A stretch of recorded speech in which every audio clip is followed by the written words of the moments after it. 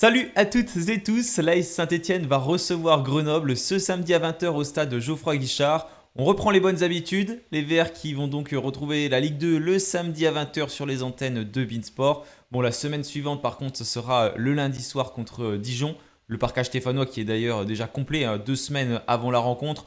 Je ne vais pas trop m'éloigner, on aura l'occasion d'en reparler, on va se concentrer déjà sur cette troisième journée de Ligue 2.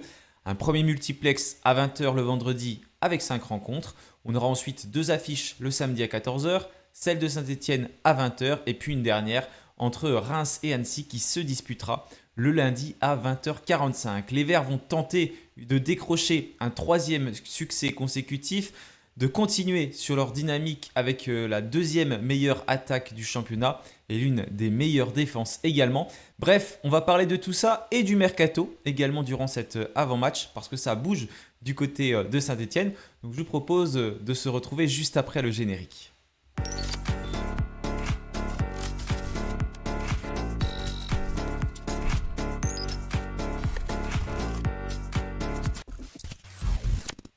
Bon alors tout d'abord, le match qui va se dérouler dans un stade Geoffroy Guichard qui malheureusement ne sera pas complet. Je rappelle, 20 600 abonnés du côté de Saint-Etienne et ce sera sans doute à peu près l'affluence face à Grenoble parce que malheureusement, encore une fois, COP Nord et COP Sud sont sanctionnés. Ils ne feront leur retour que dans 2 semaines lors de la réception de Montpellier.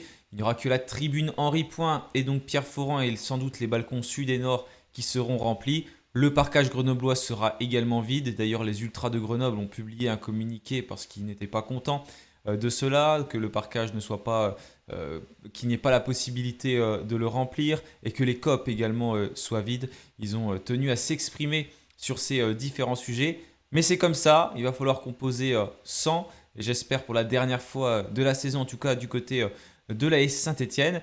Dans un stade Geoffroy Guichard où la pelouse, je l'espère, sera un petit peu meilleure que la dernière fois, parce qu'on voyait que cette pelouse, elle n'avait pas encore eu le temps forcément de s'acclimater, j'ai envie de dire, à Saint-Etienne et à Geoffroy Guichard, parce que c'est une pelouse qui est toute neuve, elle a été refaite en début de l'été, et vu l'été compliqué qu'il y a, bah, clairement, c'est pas idéal pour que cette pelouse puisse s'enraciner correctement. Donc il va falloir du temps, mais après elle devrait être nickel et ça devrait être un vrai billard du côté de Saint-Etienne. D'ailleurs, il n'y a pas que la pelouse de Geoffroy Guichard qui n'est pas optimale, elle n'était pas horrible non plus. On voit que des pelouses dans des autres clubs qui ne sont pas bonnes. Celle de Saint-Etienne s'est grandement améliorée ces dernières années. Et je pense notamment à celle du Paris Saint-Germain.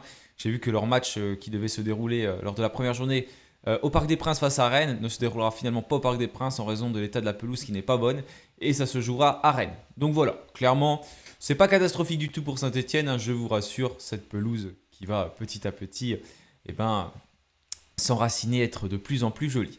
Je vous affiche le calendrier de cette journée. Boulogne va jouer contre le Red Star à 20 h. Clermont va affronter Dijon. Dunkerque jouera contre Montpellier. Le Pau FC affrontera Nancy. Sochaux recevra Guingamp, donc on pourra suivre ce multiplex demain soir. Ou je ne sais pas quand vous regardez cette vidéo, mais j'attends le jeudi en tout cas. Le samedi, on aura des belles affiches avec Metz qui va recevoir Laval à 14 h. Les Nantais qui vont recevoir Rodez. Nantes qui n'a pas gagné un match depuis le début de la saison, qui les a même tous perdus. Nous, on va recevoir Grenoble à 20 h. Et pour conclure, le 23 août, un match entre Reims et Annecy. Annecy qui pour l'instant est invaincu, a remporté ces 2 rencontres et qui défiera donc Reims. Et ce sera Auguste Delaune. L'arbitre de la rencontre entre Saint-Etienne et Grenoble, ça sera Monsieur Azzedine Swifi. Et je vous propose de passer aux absents stéphanois et à la conférence de presse. Et on va en profiter pour évoquer le mercato des Verts.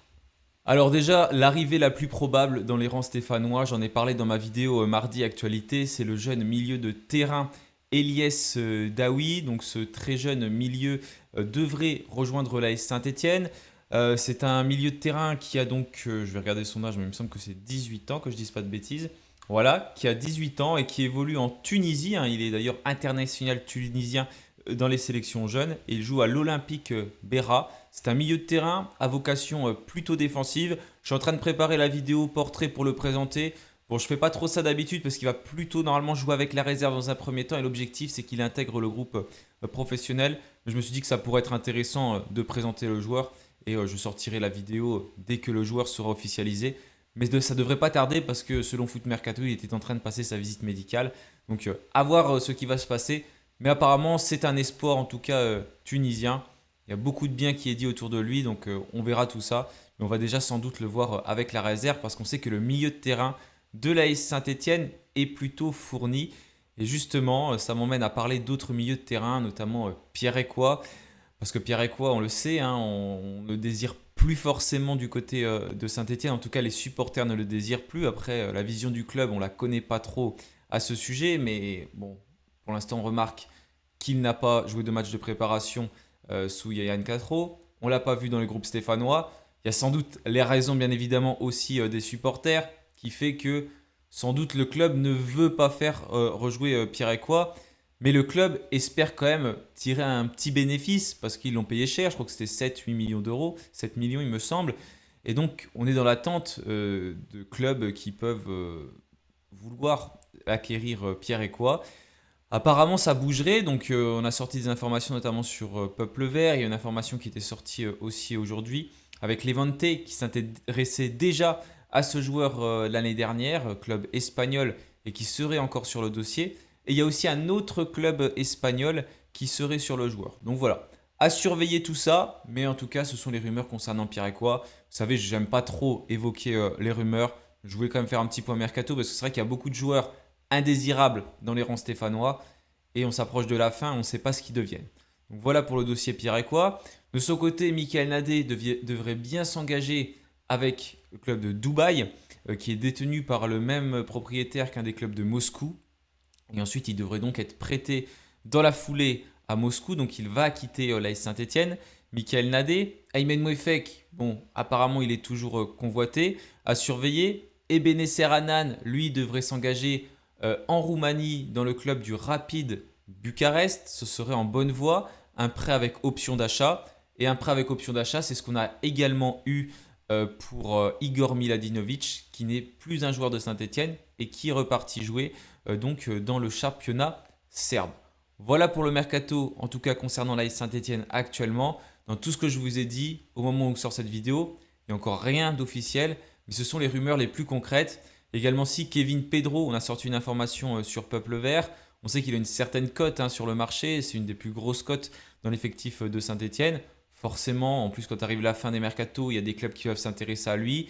Il y aurait des touches notamment en Allemagne, avec plusieurs clubs intéressés, également en Ligue 1 et puis en Première Ligue. Donc on va voir ce qui va se passer, mais je pense que la situation de Kevin Pedro, ça va dépendre de ce que le club va décider, parce que Saint-Étienne n'est pas dans le besoin d'avoir de l'argent. On l'a vu avec Stassin, avec Davitashvili. Pareil, il y a des rumeurs pour Stassin, j'ai vu Strasbourg. Davitashvili, j'en vois plus trop circuler actuellement. Mais voilà, c'est vraiment le club qui aura le dernier mot. Et il va quand même falloir apporter des garanties, parce que je pense que Kevin Pedro, pour le coup, c'est un joueur qui va toujours jouer le jeu. Mais pour l'instant, il sait que sa place, elle est assez bancale, on va dire. Tout simplement parce que à droite, il y a Ferreira, même s'il ne va pas jouer sur ce match-là, et peut-être pas encore les matchs suivants, on verra. Je ne peux pas vous en dire plus, je ne sais pas. Mais voilà, elle est aussi liée à Ferreira et au choix de Yann Castro. Pedro qui veut sans doute jouer, il a beaucoup joué en fin de saison dernière. Et sur le côté gauche, peut-être qu'une recrue va arriver aussi du côté de Saint-Étienne. Maxime Bernauer peut également être décalé là, parce que Maxime Bernauer, on en parlait beaucoup au milieu de terrain, c'est vrai.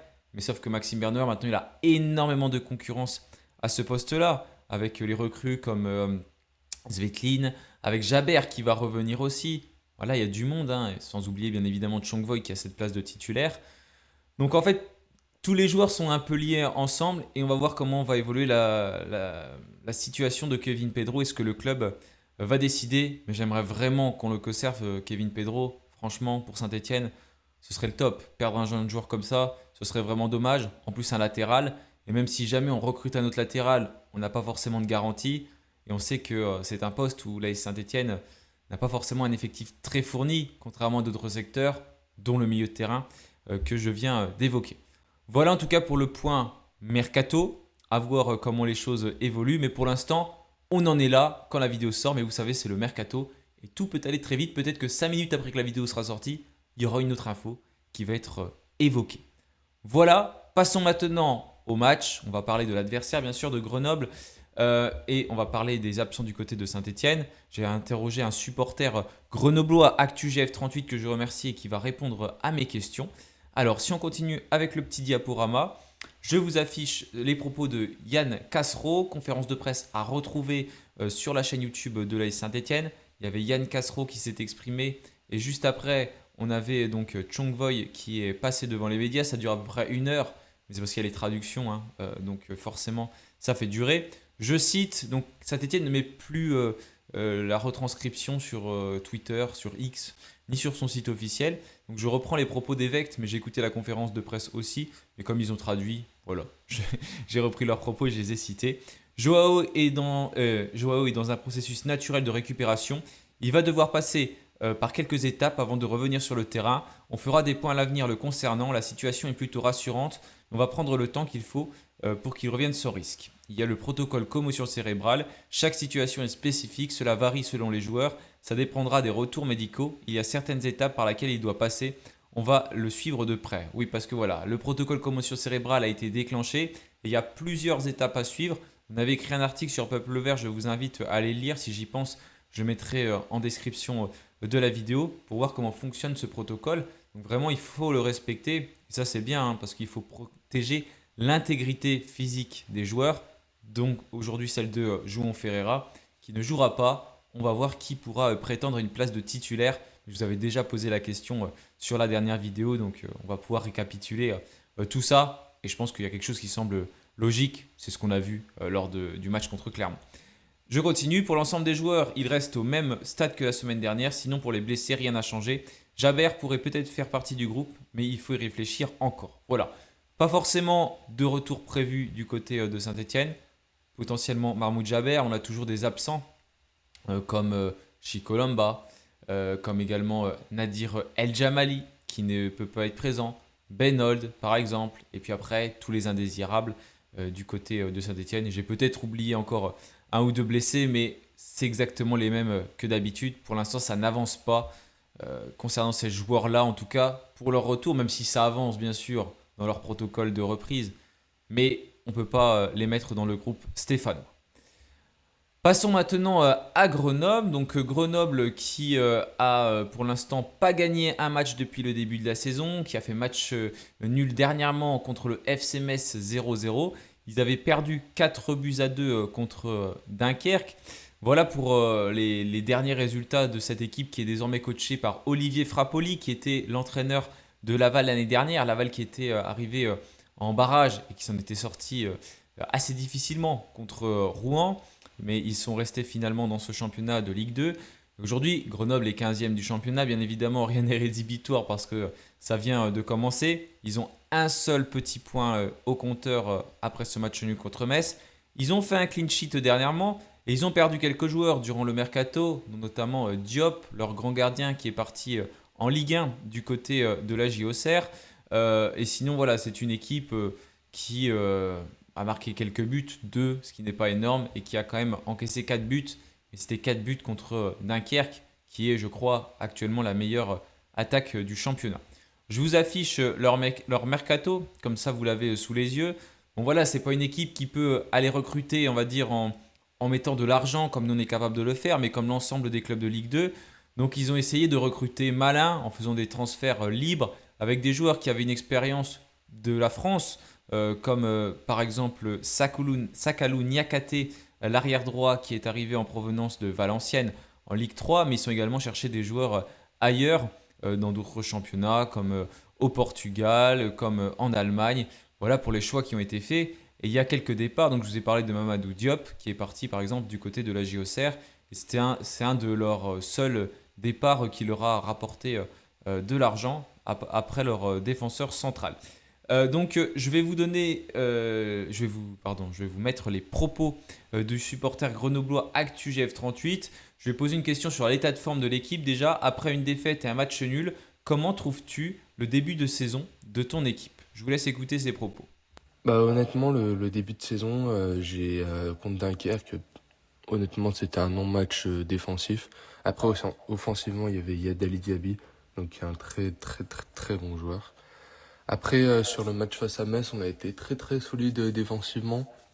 notamment grâce à Clément Vidal qui a fait un match sensationnel et un peu moins offensivement avec quelques face-à-face ratés, mais sinon voilà.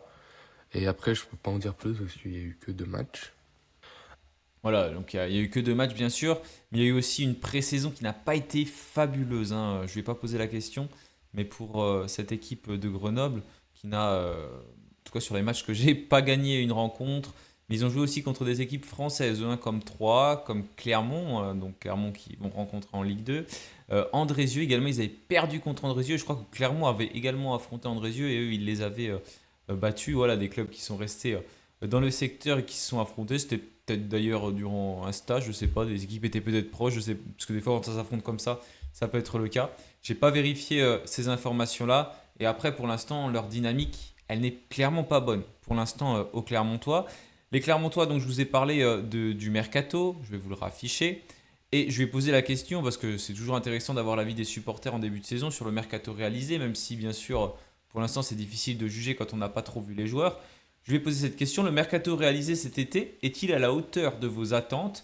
Au niveau des arrivées ou des départs, l'effectif semble s'être plutôt renforcé ou au contraire, s'est-il selon toi affaibli? Je vous laisse écouter également ce que ce supporter ActuGF38 en pense. Moi, en fait, je suis satisfait globalement du mercato, sauf, sauf, on va dire, sur le secteur offensif, où certes, on a fait des bonnes recrues, mais il y a trop de joueurs là.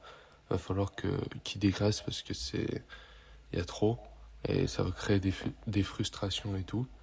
Et après, sinon, en termes de mercato, je voulais aussi ajouter que du coup, vu que maintenant on a une Pro 2, il y a d'autres joueurs qui sont arrivés justement pour naviguer entre la réserve et les pros.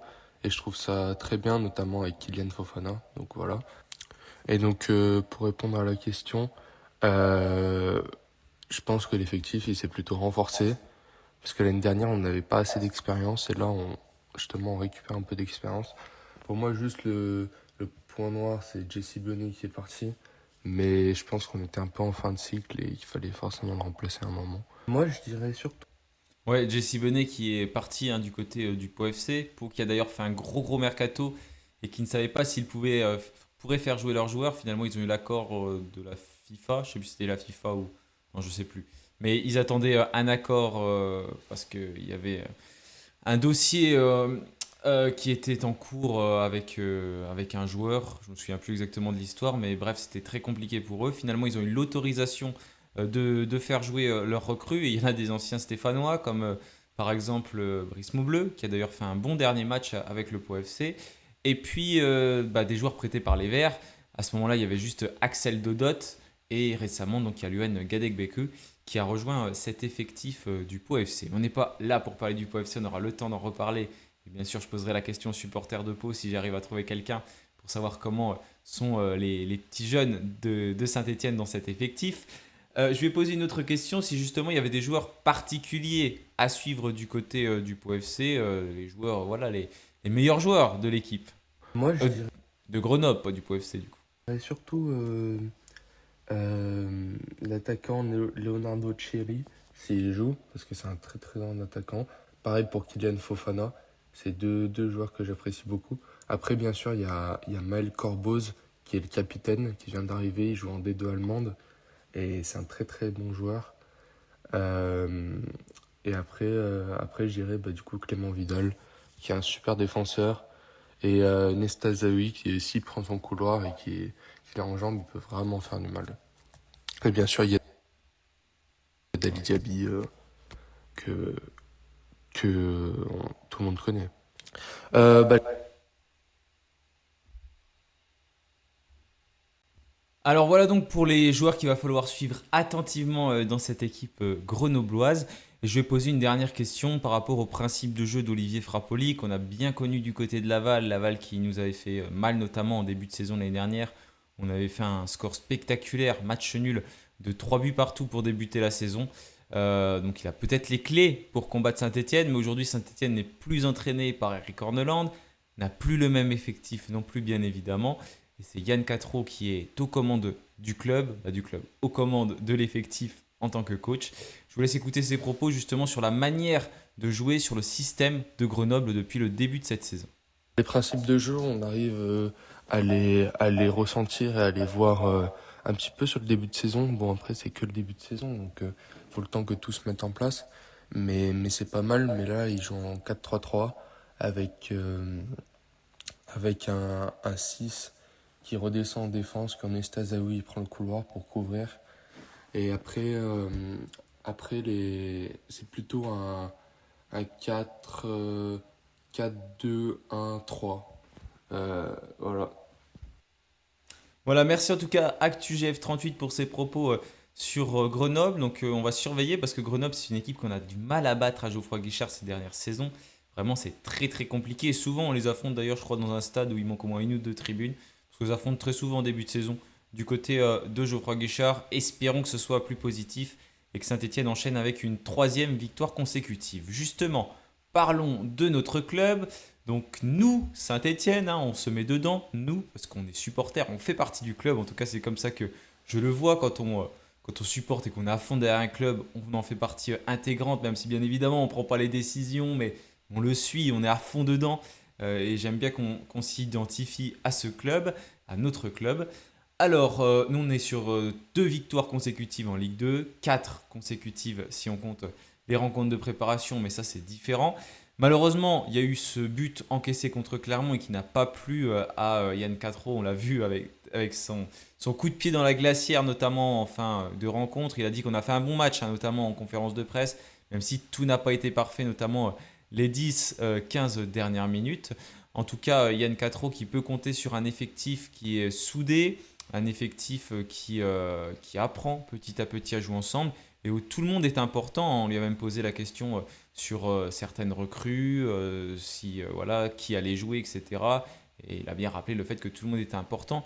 Et d'ailleurs, je vous invite à aller lire ou écouter une très belle interview du nouveau gardien des Verts, Mamour Ndiaye, dans les colonnes d'Evect, où il raconte donc son parcours, son intégration, ce qu'il souhaite, lui qui se décrit comme un supporter de Saint-Étienne depuis tout petit, parce que son père supportait les Verts. Il parle de tout ça. En tout cas, il a envie de bien faire, de sourire, d'être avec les supporters, de jouer. Ça a l'air d'être une belle personnalité. En tout cas, son interview, je l'ai beaucoup aimé, je l'ai lu. Il faut que je l'écoute maintenant parce que quand on l'écoute, on la voit d'une manière encore différente. Donc, je suis curieux de connaître un peu plus la personnalité de Mamour Ndiaye. Mais pour l'instant, ce n'est pas lui qui est dans les buts stéphanois. C'est bien Gauthier Larsonneur qui a donc encaissé ce but en fin de rencontre. Le seul de cette saison à l'heure actuelle parce qu'on a une défense qui est solide. Cette défense qui n'a encaissé qu'un but à la fin, donc, avec le capitaine Julien Le Cardinal qui est présent, qui répond comme on pouvait s'y attendre, aux côtés d'un Sohaim Nahir qui est également très très solide défensivement. Sur les côtés, donc on a Ferreira et Pedro, c'est la dernière composition, mais ça va changer parce que Ferreira ne sera pas là. Et puis devant, ça carbure, on arrive à se montrer quand même assez efficace devant les buts, avec notamment un Brehum ou encore un Cardona, qui sont en feu depuis le début de cette saison, ce qui fait que Saint-Etienne, pour l'instant, a pris de précieux points dans ce championnat. Les points qui sont pris en début de saison ne sont plus à prendre, on va dire. Ce ne sont pas des points que l'on va regretter, en tout cas à la fin. On a 6 points d'avance sur des concurrents directs, par exemple comme Nantes, clairement, et c'est toujours ça de prix. Et d'autres équipes s'accrochent bien évidemment derrière, ne sont pas loin. Metz compte 4 points et tout pourrait être renversé dès cette troisième journée. Mais on va espérer performer pour notre deuxième match consécutif sur la pelouse du stade Geoffroy Guichard. Voilà en tout cas pour... j'ai oublié de changer les statistiques, je crois, du côté de Saint-Etienne. Peut-être que ça va changer au niveau des buts et des passeurs. Mais bon, c'est pas grave, c'est pas le plus important. En tout cas, oui, parce que Cardona, il a 3 buts. Et au niveau des passeurs, je ne sais pas s'il y a quelqu'un qui a plus d'un. Je me souviens plus qui sont les passeurs décisifs. Mais il faudra que je change pour le prochain match. Voilà en tout cas pour notre état de forme actuel. N'hésitez pas vous à dire ce que vous pensez de cet effectif stéphanois, de ce système qui est pour l'instant plutôt en 4-4-2, avec des joueurs qui arrivent à s'adapter et qui doivent jouer ensemble. Je vous affiche aussi notre mercato avec donc les arrivées et les départs. C'est la même liste que l'autre fois, sauf que j'ai ajouté Igor Miladinovic qui est parti donc au Partizan Belgrade. C'est un prêt avec option d'achat. Et encore une fois, ça peut énormément bouger dans les heures, les jours à venir. De toute façon, on se rapproche de la fin du mercato. Je rappelle qu'il termine le 1er septembre à 20h. Donc il reste 11 jours, 12 jours de mercato actuellement. forcément, la situation va se décanter pour beaucoup de monde. Au niveau de la composition que je vois pour cette rencontre, bah en fait, je change pas grand-chose à chaque fois. J'avais rien changé pour la dernière. Là, j'ai encore rien changé parce que je vois pas Yann Castro modifié. Bah, j'ai changé dans le sens où si, il y a pas Ferreira, donc forcément je change, mais c'est la même composition en fait qu'on a vu ensuite. Pour moi, la logique des choses voudrait que Pedro, j'espère qu'il sera encore là, hein, soit sur le côté droit, ce qui fait que ça décale tout en fait. Comme Pedro est à gauche, il passe à droite. Bah, Bernauer, il passe à gauche parce qu'on n'a personne d'autre. Et puis ensuite, il faut que quelqu'un repasse au milieu. Bon, ça semble être Tamar Svetlin, qui a plutôt été intéressant lors du dernier match. Ben, je vois pas qui va être titulaire à ce poste-là, même si Jabert peut faire son retour, mais il ne va pas démarrer en tant que titulaire, ça c'est quasiment sûr. Et après, le reste devrait rester similaire. Et sur le papier, on a une équipe qui est complètement cohérente, en tout cas du côté de Saint-Etienne. Après, la question qui se pose, c'est bien sûr, s'il y a un problème à gauche, que Bernauer a besoin de sortir à un moment donné, bah, qui va jouer à gauche? Là, c'est difficile de savoir. Il y a le jeune Nathan Cassia, notamment, qui peut prendre cette place-là. Mais ça montre une nouvelle fois que du côté de Saint-Etienne, sur les côtés, c'est pas fameux. À droite, on peut à la limite avoir Stojkovic si le coach le retient. Mais ça, on ne le saura que une heure avant la rencontre parce que là, Saint-Etienne ne dévoile plus les groupes sur demande de son coach Yann Catro, qui essaye de plus en plus d'ailleurs de parler anglais durant les conférences de presse et de parler français durant les conférences de presse et qui le comprend de mieux en mieux. Donc ça, c'est plutôt top. Et Chongvoy qui veut également progresser comme les recrues des Verts. Et quand on est impliqué dans la langue de son pays, je trouve que c'est déjà, dans la langue du pays où on joue, je trouve que c'est déjà une bonne chose. Et ça montre beaucoup d'envie de bien faire de la part des joueurs et du staff. Donc espérons qu'ils arrivent à parler français très rapidement. Voilà, j'ai tout simplement terminé ma vidéo d'avant-match. N'hésitez pas à la compléter, à ajouter des choses si vous le souhaitez. Nous, on se retrouvera normalement pour le débrief, à moins qu'il y ait une autre information d'ici là, et je pense à une recrue. Donc voilà, merci à tous, bonne fin de semaine, et puis allez les Verts.